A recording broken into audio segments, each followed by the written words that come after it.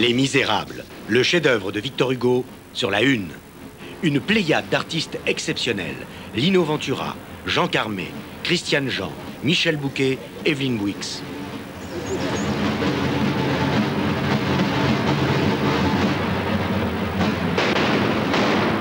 Un véritable tour de force réalisé par Robert Hossein.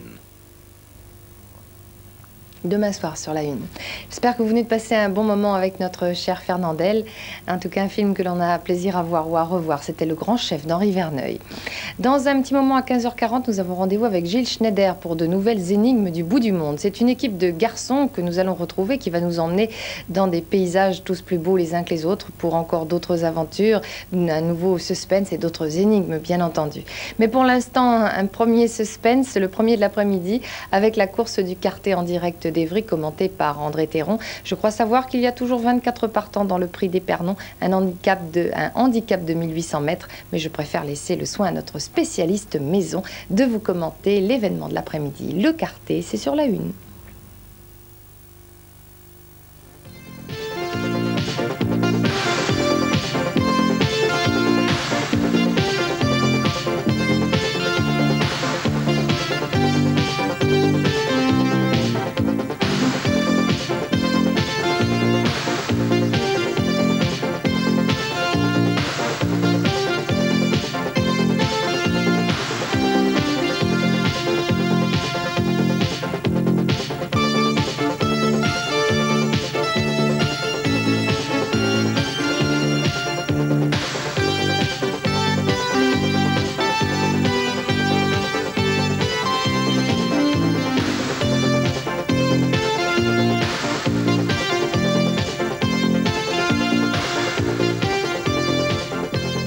Aujourd'hui, jour de fête à Évry. Alors, plus que jamais, bon après-midi en notre compagnie sur le bel hippodrome d'Évry, avec immédiatement un reproche à Monsieur Le Tertre, l'un des animateurs d'Évry. Où est le soleil, Monsieur Le Tertre? Oui, effectivement, une fois n'est pas coutume, il n'est pas là. Je pense qu'il doit briller à Strasbourg.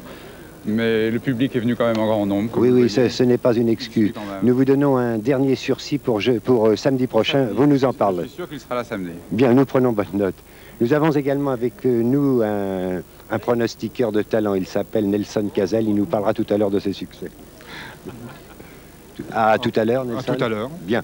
Et puis nous avons avec nous Jean-François Pré. Jean-François Pré qui représente l'élégance britannique, qui est hilar, car paraît-il, tenez-vous bien, il va nous réserver une plaisanterie britannique. Alors accrochez vos ceintures. C'est pas du tout une plaisanterie britannique. Je voulais dire que c'était hilarant, ce que vous me disiez, de la Baltique bien sûr. Mais je voulais dire autre chose, mon cher André. C'est que j'ai une très mauvaise nouvelle pour vous, vous savez. Je suis prêt à tout avec vous, Jean-François. Votre cheval, celui que vous aimez par-dessus tout, c'est-à-dire Ripou dans la deuxième, a très mal couru.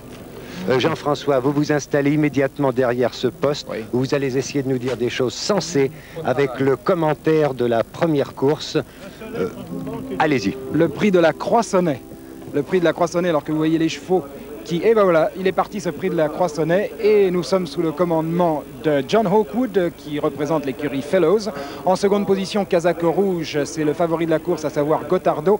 Et ce jaune, vert et jaune plutôt, qui progresse vivement à l'extérieur, eh bien il s'agit de Trepolino. Trepolino qui est monté par Alfred Gibert en remplacement de Cash Asmussen, qui n'était pas encore là, mais rassurez-vous, Cash sera bien en selle sur Lustros dans le quartet. Pour l'instant, nous sommes dans le dernier tournant de ce prix de la Croissonnais, toujours sous le commandement de John Hawkwood, avec à ses côtés Trepolino. En troisième position à l'extérieur, en vert et jaune, il s'agit de Sangano. Et puis toujours côté corde, le favori à 5 pour 2, c'est-à-dire Gotardo, qui semble vouloir garder sa place. Et puis un petit peu plus loin, le numéro 7, Durian.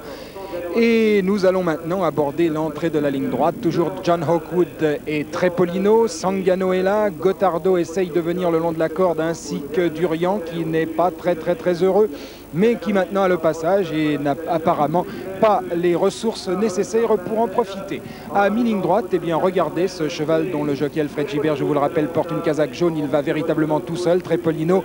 Quant à John Hawkwood, il semble céder. Durian, manche orange, tente de venir le long de la corde. Gotardo aussi, mais il va y rester. Sangano est un peu derrière. Tous ces chevaux-là, nous n'en parlerons plus, car regardez bien Trepolino et John Hawkwood est tout à l'extérieur. Voici très vite Caldetta et puis Bourrache. Regardez Bourrache, casaque jaune, brassard rouge qui termine également très fort et va s'adjuger la 3e place devant le pauvre John Hawkwood.